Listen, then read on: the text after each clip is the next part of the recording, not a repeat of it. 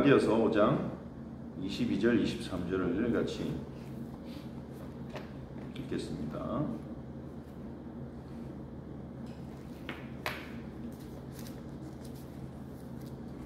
갈라디아서 5장 22절 23절입니다.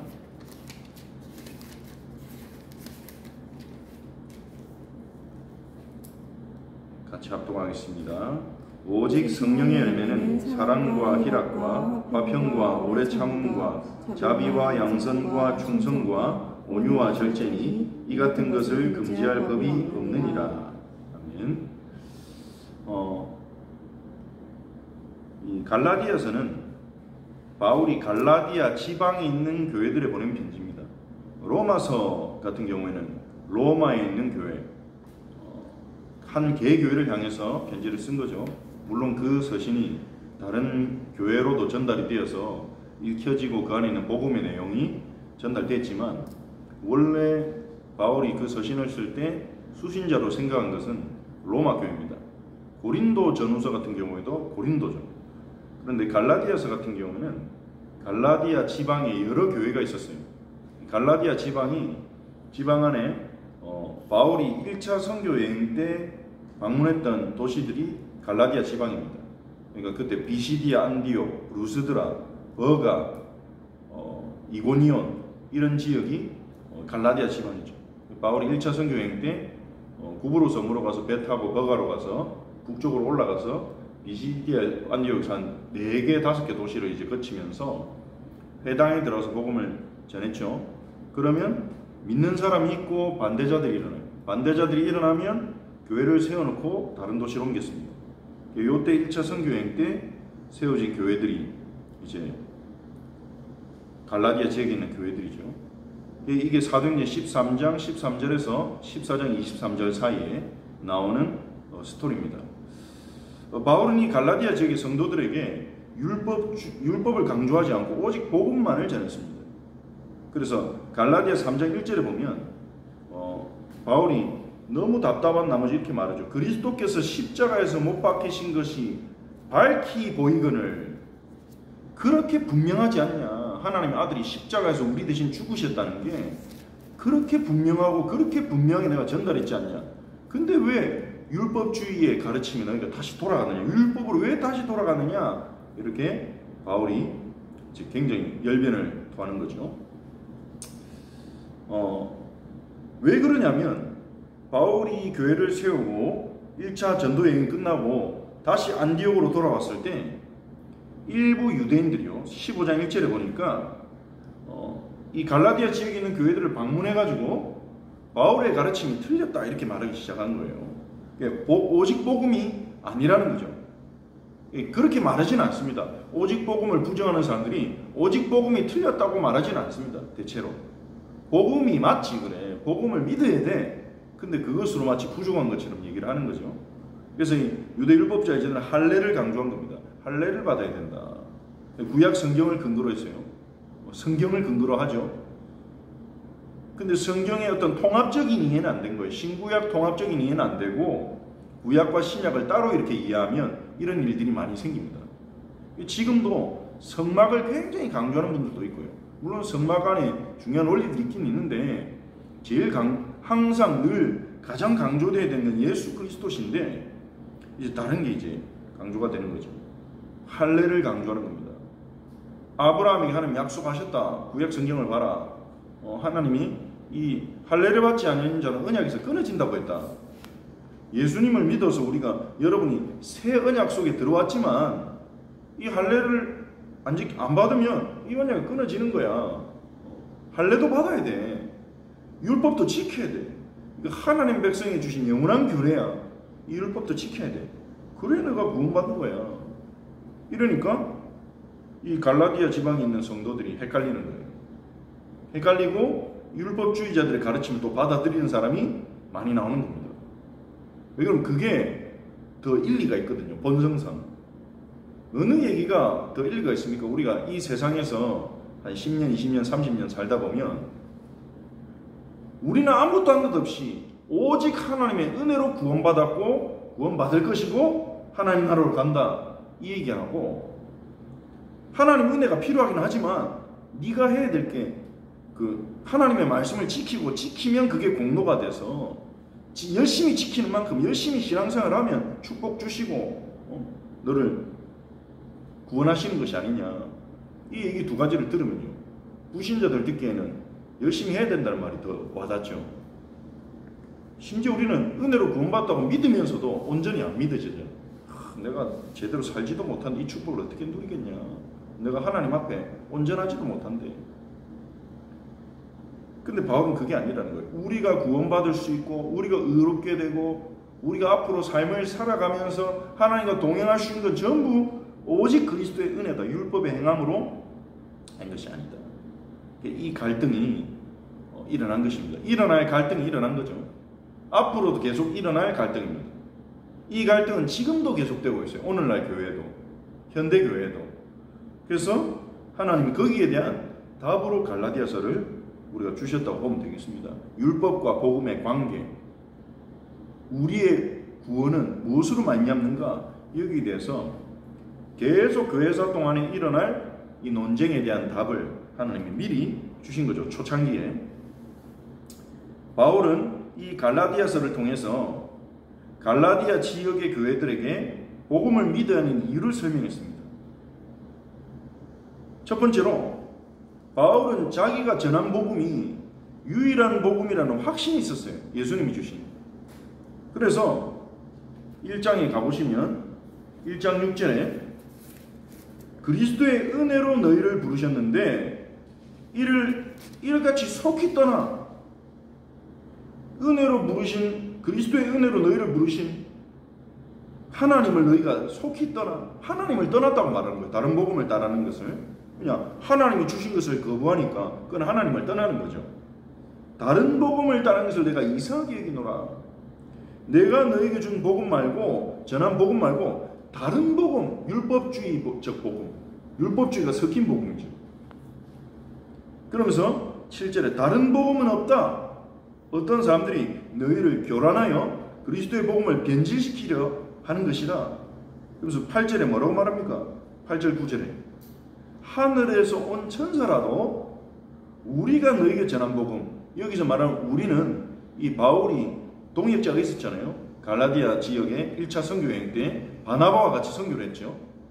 우리가 너희들에게 전한 복음에 다른 복음을 전하면 저주를 받을 것이다.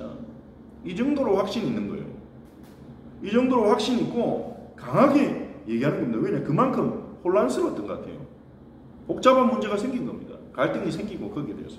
바울은 오직 믿음으로 의롭게 된다고 하지 않았냐? 근데 아니야. 바울보다 그 다른 유대인들이 말이 맞는 것 같아. 이러면서 갈등이 심각하게 생겼던 것 같아요. 바울이 굉장히 강한 어조로 말하죠. 저주를 받을지어다.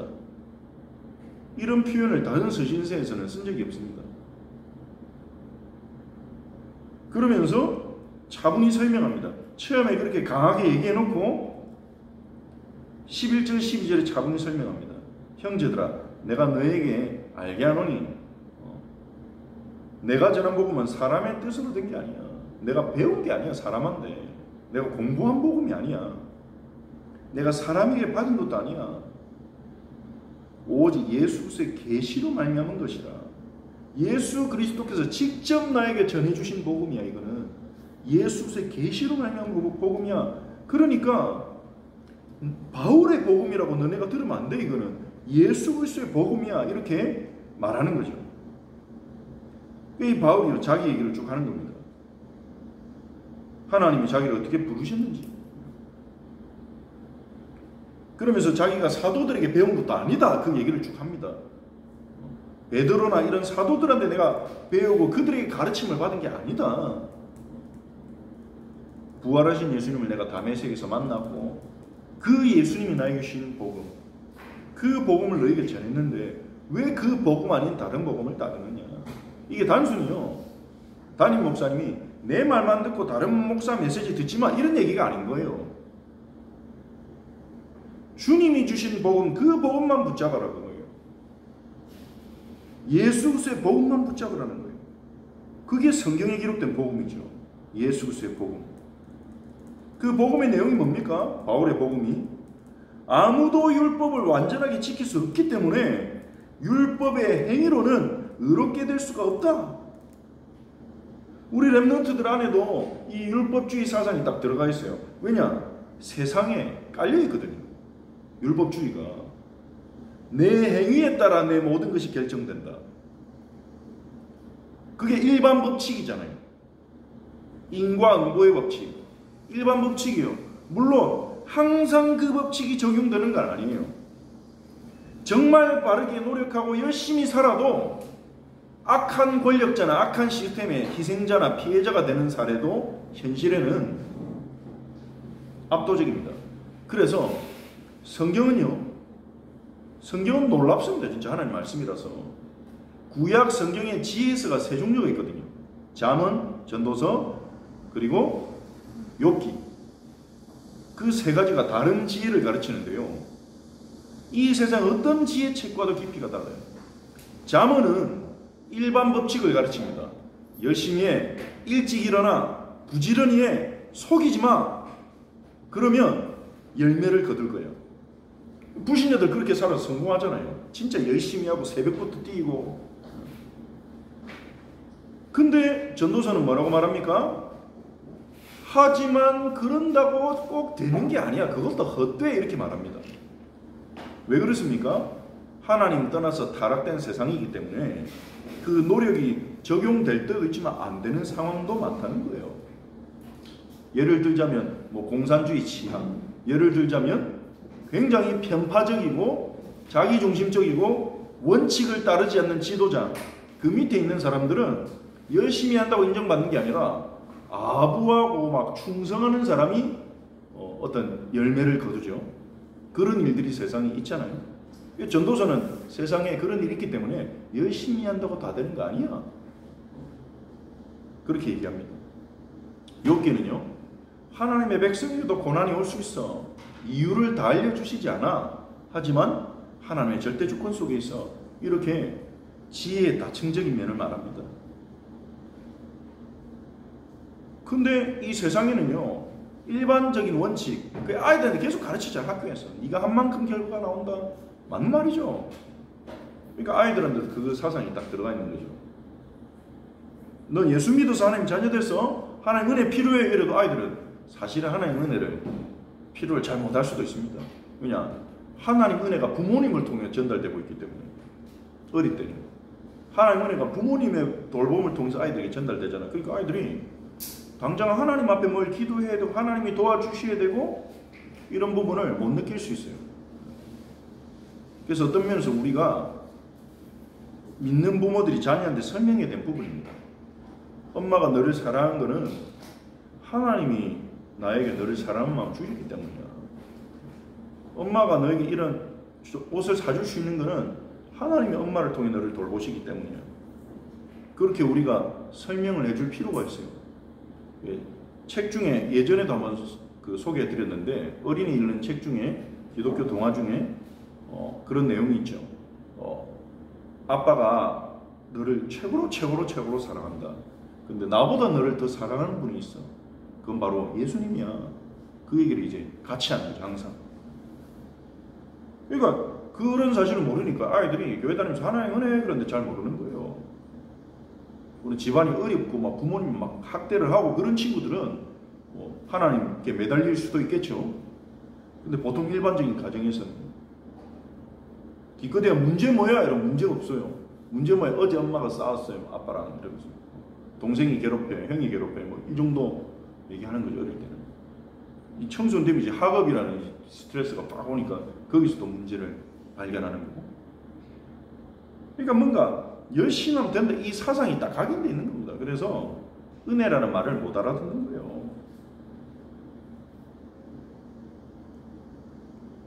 그래서 이게요, 바울의 복음은요, 우리가 배워온 것과는 좀 반대되는 얘기인 거죠. 복음은 우리가 절대 율법을 완전히 지킬 수 없고 아무리 노력하고 몸부림치고 아무리 발버둥을 쳐도 율법을 우리 스스로 완성할 수 없고, 그래서 우리 스스로는 의롭게 될 수가 없고, 의롭게 된다는 말은 뭡니까? 하나님께 인정받는 거죠. 하나님께 인정받는 거예요. 하나님께 의롭다고 구원받기에 합당한 자로 인정받는 거예요. 의롭게 된다, 구원받았다 같은 개념이라 보면 됩니다. 의롭게 된 자가 구원받을 수 있는 거예요. 하나님 나라 백성이 되는 겁니다. 근데 불가능, 그건 바로 나라 보면 그건 불가능하다. 그게 율법으로 의롭게 되는 게 가능하다면 하나님이 그리스도를 보냈겠냐. 갈라디아서 4장에서는요, 아브라함이 행함으로 의롭게 됐냐? 믿음으로 의롭게 되지 않았냐. 로마서에서도 얘기합니다. 그리스도 예수를 믿음으로만 의롭게 된다는 거예요. 갈라디아서 2장 16절을 같이 보겠습니다.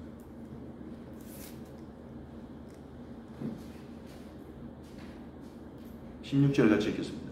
사람이 의롭게 되는 것은 율법의 행위로 말미암음이 아니요 오직 예수 그리스도를 믿음으로 말미암은 줄 알므로 우리도 그리스도 예수를 믿나니 이는 우리가 율법의 행위로서가 아니고 그리스도를 믿음으로써 의롭다함을 얻으려 합니다. 율법의 행위로서는 의롭다함을 얻을 육체가 없느니라. 아멘. 이게 바울이 전하는 복음입니다. 그리스도께서 주신 복음. 오직 그리스도를 믿음으로 의롭게 된다. 다른 길이 없다는 거예요. 오직 예수 그리스도를 믿음으로 의롭게 된다. 우리가 예수 그리스도를 믿을 때 의롭게 돼서 하나님과 소통이 되는 거예요. 예수 그리스도를 믿는 믿음으로 살아가야 돼요. 갈라디아서 2장 20절에서 내가 죽었다가 포인트가 아닙니다. 갈라디아서 2장 20절을 같이 읽어보겠습니다. 내가 그리스도와 함께 십자가에 못 박혔나니 그런즉 이제는 내가 사는 것이 아니요 오직 내 안에 그리스도께서 사시는 것이라. 이제 내가 육체 가운데 사는 것은 나를 사랑하사 나를 위하여 자기 자신을 버리신 하나님 아들을 믿는 믿음 안에서 사는 것이라. 19절에요. 뭐라고 말합니까? 율법으로 말미암아 율법에 대하여 죽었나니. 율법에 대하여 죽었다는 거예요. 나는 더 이상 율법으로 살아가지 않는다. 율법을 지키려고 살아가지 않는다. 나는 율법을 지키려고 하면 지킬 수가 없어요. 내 힘으로 하나님 뜻대로 살아봐야지 이런다고 사라진 게 아니에요. 내 힘으로 난 절대 거짓말 안 할 거야. 거짓말 절대 안 할 거야. 그렇게 지킬 수 있는 게 아닙니다. 내가 저 사람 진짜 사랑할 거야. 나 원수도 사랑할 거야. 그런다고 지켜지는 게 아닙니다. 그래서 바울이 뭐라 말합니까? 내가 그리스도와 함께 십자가 못 박혔고 이 율법을 지키려고 했던 나는 죽었다 이제. 율법 가운데 살았던 율법에 지배받았던 나는 이제 죽었다. 나 이제 새로운 언약, 새로운 원리 속에 산다 나는. 그게 뭡니까? 내 안에 사시는 그리스도. 내 안에 사시는 그리스도를 믿는 믿음으로 산다. 그리스도를 믿는 거예요. 순간순간. 그리스도가 하신 약속을 믿고 그리스도가 내 안에 역사하실 것을 믿고 내 안에 살아계신다는 걸 믿고 내 안에 살아계신 그리스도 주님의 말씀이 내 안에 이루어지도록 역사하옵소서. 저는 지킬 힘이 없습니다. 저는 사랑할 힘이 없습니다. 저는 능력이 없습니다. 저는 주님을 위해 살 힘이 없습니다. 주님을 위해 사는 것을 흉내는 낼 수 있어요. 우리가 코스프레는 할 수 있어요. 없습니다. 내 안에 사시는 그리스도 주님이 내게 역사하실 줄 믿습니다. 그 믿음으로 바울은 살아간다는 거예요. 다시 내가 율법을 지키려는 그 본성이 또 일어나요. 그럼 바울은 다시 또 죽는 거예요. 나 죽었다 나는. 18절에 말하지 않습니까? 내가 헐었던 것을 다시 세우면 내가 나를 범법한 자로 만드는 것이라. 스스로 정죄당하는 거예요. 헐었는데 율법으로 되게 자유롭게 됐는데 다시 그 기준 속으로 내가 들어가서 나는 이걸 못하고 이걸 못 지키고 그렇게 스스로 묶여있기를 주님이 원하시지 않는다는 겁니다. 우리는 은혜로 사는 자예요. 은혜로 산다는 말이 무슨 말입니까? 하나님 은혜를 의지한다는 거예요. 하나님 은혜를 믿는다는 거예요. 하나님의 은혜를 우리의 삶의 원동력으로 삼는다는 거예요. 21절에 내가 하나님의 은혜를 패하지 아니하노니. 은혜가 뭡니까? 하나님 아들을 믿을 때 우리가 법적으로 의롭게 되고 우리가 하나님의 뜻대로 변화되는 거예요. 율법이 지켜지는 거예요. 하나님의 아들이 우리를 율법을 지키는 자로 변화시켜 나가신 겁니다. 그게 바울이 전한 복음입니다. 그래서 2번에 4번에 율법은 좋은 거예요. 근데 우리는 율법을 다 지킬 수가 없습니다. 3장 10절 11절에 뭐라고 말합니까? 무릇 율법 행위에 속한 자들은 저주 아래 있나니 율법 행위에 의존하는 사람은 내가 잘해야 돼. 내가 교회 헌신하고 내가 바꾸고 내가 다 해야 돼. 여기에 묶여있는 사람들은 저주 아래 있다는 거예요. 어떤 저주입니까? 못하잖아요. 못 지키잖아요. 생각만 하지. 생각만 하지 못 지키잖아요. 못 지키니까 스스로 정죄받고 계속 정죄받는 거예요. 기록된 바 누구든지 율법책에 기록된 대로 모든 일을 항상 행하지 아니한 자는 저주 아래 있는 자라 하였습니다. 이게 율법의 원리입니다. 율법에 기록된 걸 다 지켜야 돼요. 율법을 어렵게 되려면 율법책에 기록된 내용을 모든 것을 항상 지켜야 율법을 지키는 거예요. 근데 율법주의자들은 어떻게 지킵니까? 남들보다 조금 앞서면 만족해요. 남들 새벽기도 안 돼. 난 새벽기도 매일 나오고 남들보다 나는 헌금 더 하고 헌신 더 많이 하고 그걸 가지고 나는 뭔가 율법을 지키고 있고 나는 하나님께 합당한 삶을 살고 있고 나만큼 못 지키는 사람들 보면서 정죄하고 왜 저 사람은 안 해? 왜? 뭐 이게 안 되나? 이러면서 왜 이걸 못해? 이해가 안 되네. 그러면서 정죄하는 거예요. 본인도 사실은 못 지키고 있는데 어떻게 보면 주님이 보실 때는 도토리 키재기죠. 조금 더 지킨다고 교만해가지고 정죄하고 어떻게 사람이 어떻게 크리스찬이 저럴 수 있냐면서 어떻게 중직자가 저럴 수 있냐면서 그럴 때 율법의 행위에 우리는 속해 있는 겁니다. 벗어났는데 그 속에 들어가 있는 겁니다. 그리고 11절에 또 하나님 앞에서 아무도 율법으로 말미암아 의롭게 되지 못할 것이 분명하니 이는 의인은 믿음으로 살리라 하지 않았냐. 하나님이 그렇게 말씀하신 거예요. 의인은 믿음으로 말미암아 의롭게 되고 믿음으로 살아가게 될 것이다. 하나님의 말씀이 그렇게 말했다는 겁니다. 자, 그래서 율법은 그럼 하나님 왜 주셨습니까? 우리에게 3장 24절에 이같이 율법이 우리를 그리스도께로 인도하는 초등교사가 되어 우리로 하여금 믿음으로 말미암아 의롭다함을 얻게 하려 함이라. 초등교사. 이때 초등학교가 있었던 게 아닙니다. 여기서 말하는 초등교사는 일종의 그 가정교사죠. 가정교사. 좀 있는 집에서는 아이가 어릴 때부터 가정교사를 딱 붙여가지고 기본 예의라든지 운동 이런 걸 전부 다 이제 가르치신 거예요. 학교라는 이 공식적인 어떤 교육기관에 들어가기 전까지 율법이 그 초등교사 역할을 하는 거예요. 너무 무지하고 너무 어리석고 너무 교만한 우리를 가르치는 겁니다. 너희는 하나님의 뜻에 맞지 않게 살고 있어.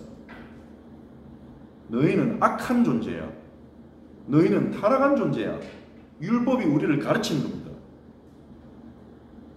다른 사람도 좀 나은 줄 알았는데 율법을 자세히 들여다보니까 내 삶도 하나님 앞에 너무 악한 죄인인 거예요. 나 은혜가 필요하네. 남을 정죄할 내가 입장이 아니네. 남들 뭘 할 입장이 아니구나. 이걸 깨닫게 해서 은혜가 필요해. 구원이 필요해. 그리스도가 필요해. 이렇게 깨닫게 하는 것이 율법의 역할이라는 거예요.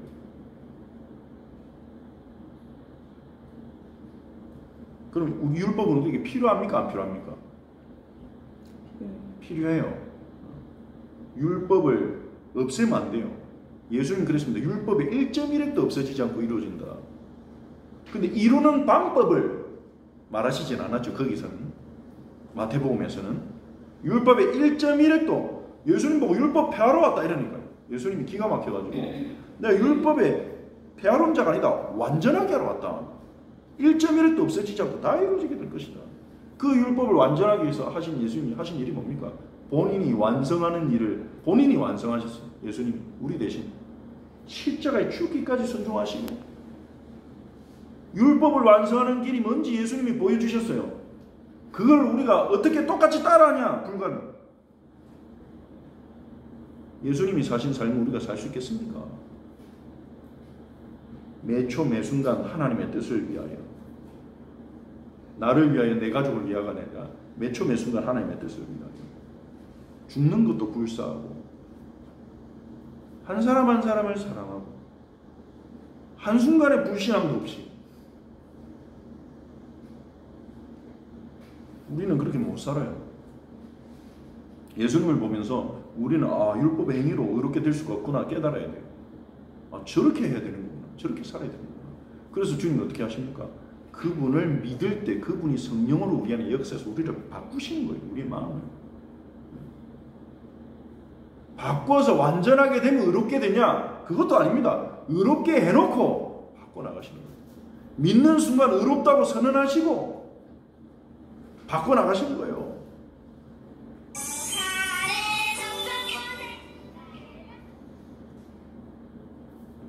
그게 복음입니다.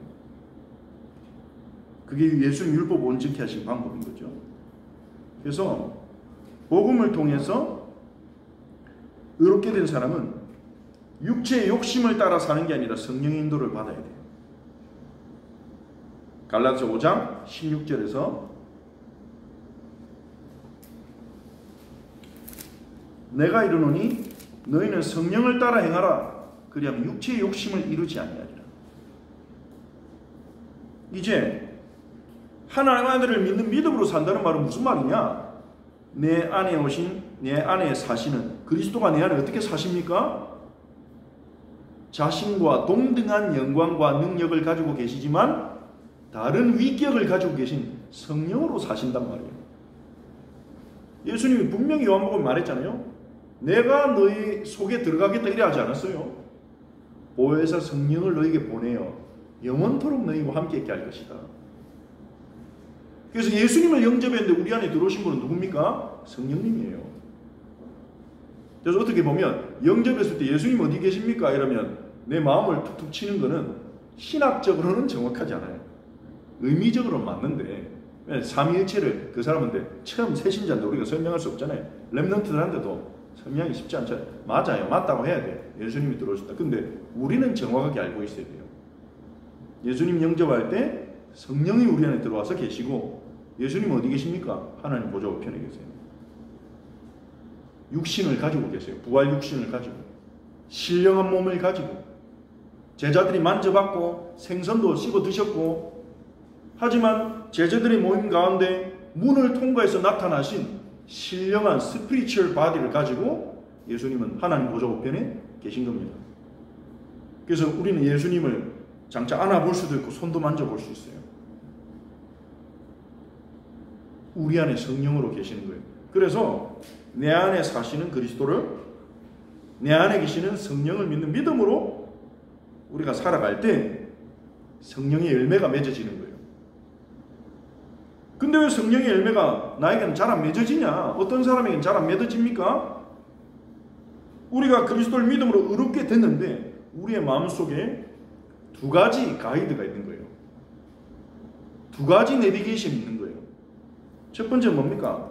지금까지 살아왔던 방식. 지금까지 살아왔던 방식.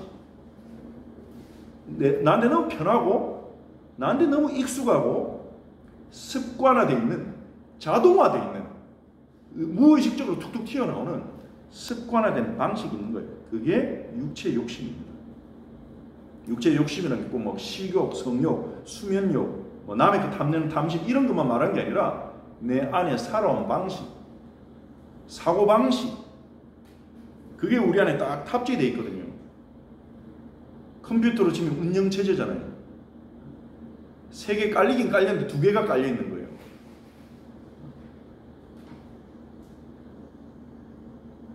그래서 우리는 늘 순간순간 성령을 따라가기 위한 선택을 해야 되는 겁니다. 이건 의도적으로 해야 돼요.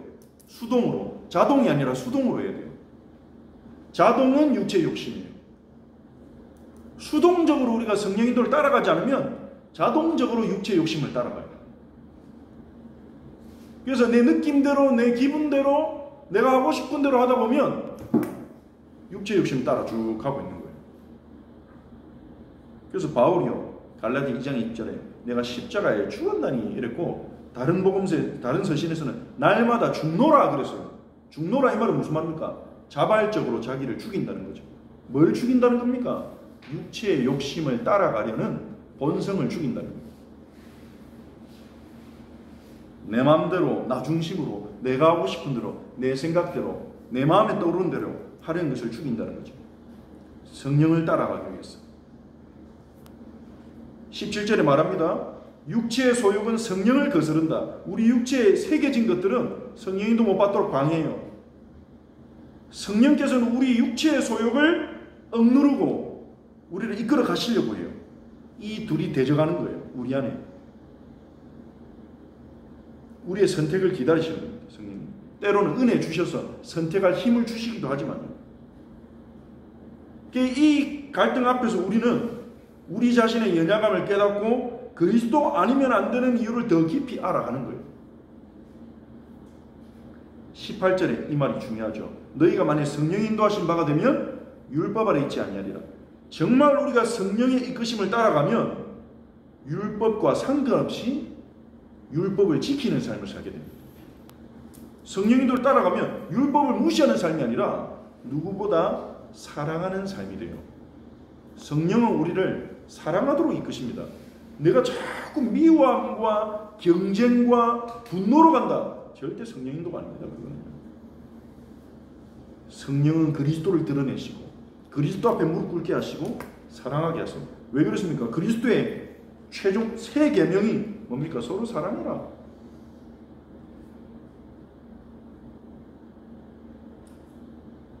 육체의 일을 쭉 설명하죠. 음행, 더러운 거, 호색, 우상숭배, 주술, 원수 맺는 거, 분쟁, 시기, 분열, 당 짓고 자기 마음에 맞는 사람들끼리 어울려 다니고 분열하고 마음에 안 드는 사람 막 찢어지고 이단, 잘못된 가르침에 빠지고 투기, 질투하고 술 취하고 방탕하고 그렇게 살아왔지 않냐 이렇게 말하는 거예요. 여전히 남아있지 않냐 너희 안에. 그런 것들로는 하나님 나라를 유업으로 받지 못한다. 그러면서 성령인도 따라갈 때 어떤 열매가 맺어지는지 얘기합니다. 오직 성령의 열매는 9가지죠. 사랑, 희락, 희락은 기쁨이죠. 화평, 평안, 평화를 말하는 거죠. 평안, 오래 참음, 인내, 자비, 양선, 양선은 선한 것을 기뻐하는 겁니다. 충성, 온유, 절제. 이것을 금지할 법이 없다. 성령 따라가면 한계가 없다는 거예요. 계속 우리의 마음이 이렇게 올라온다는 겁니다. 성령을 따라갈 때 우리의 마음이 이렇게 변화된다는 겁니다. 열매라는 말은 튀어나오는 거잖아요. 만드는 게 아니라 튀어나온다는 거예요. 우리의 마음에.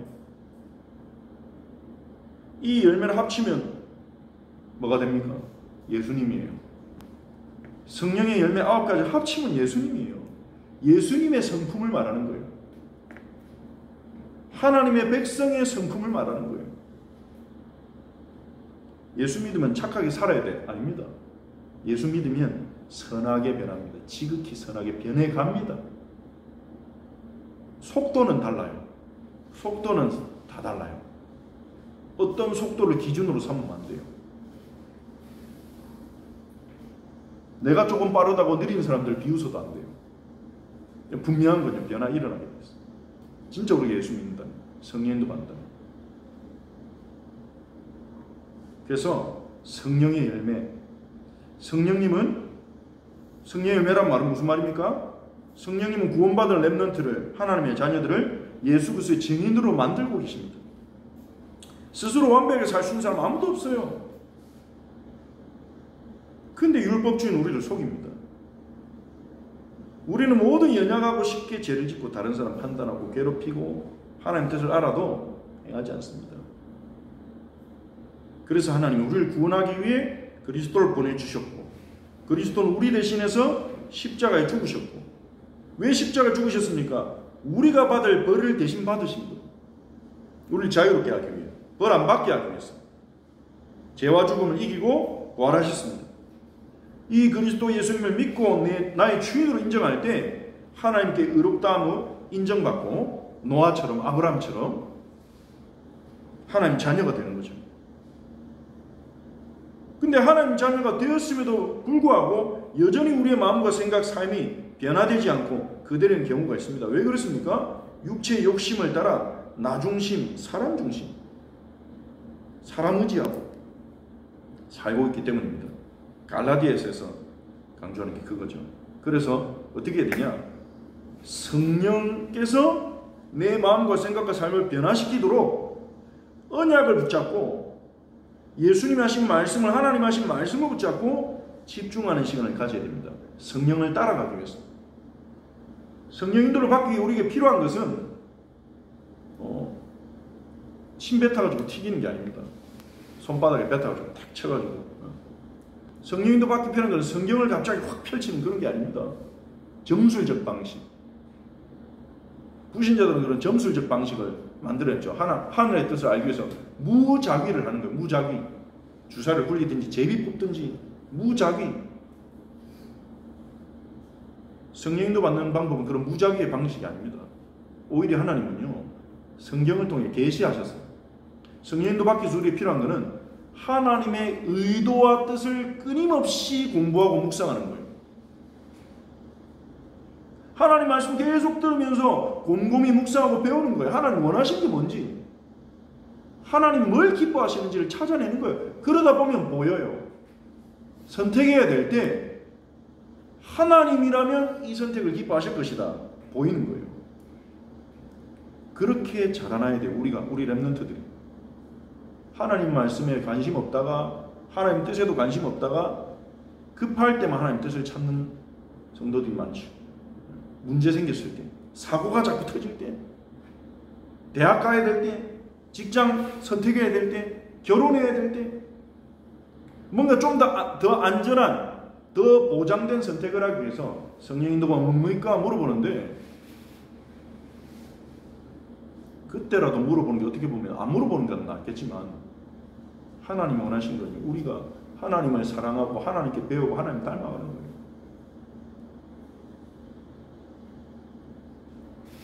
그러면 성령께서 우리 안에 역사하실 것이고, 역사하실 때 사도행전 8절에 보니까 권능을 받고 그랬죠. 복음을 전할 힘이 생기는 겁니다. 그래서 증인이 되는 거죠. 증언할 수 있는 거죠. 현장에서, 사람들 앞에서. 그리고 갈라디아서 5장 22절 23절은 우리의 내적인 변화입니다. 우리의 삶 자체가 예수 그리스도를 보여주는 삶이 되는 거예요. 우리의 성품 자체가 그리스도의 어떤 성품의 편린을 보여주는 성품이 되는 겁니다. 와, 이 사람 보니까 정말 따뜻하구나. 늘 예수 얘기하거든. 아, 예수 믿는 사람 따뜻하구나. 예수님 정말 사랑이 많은 분이구나. 이렇게 간접 전달.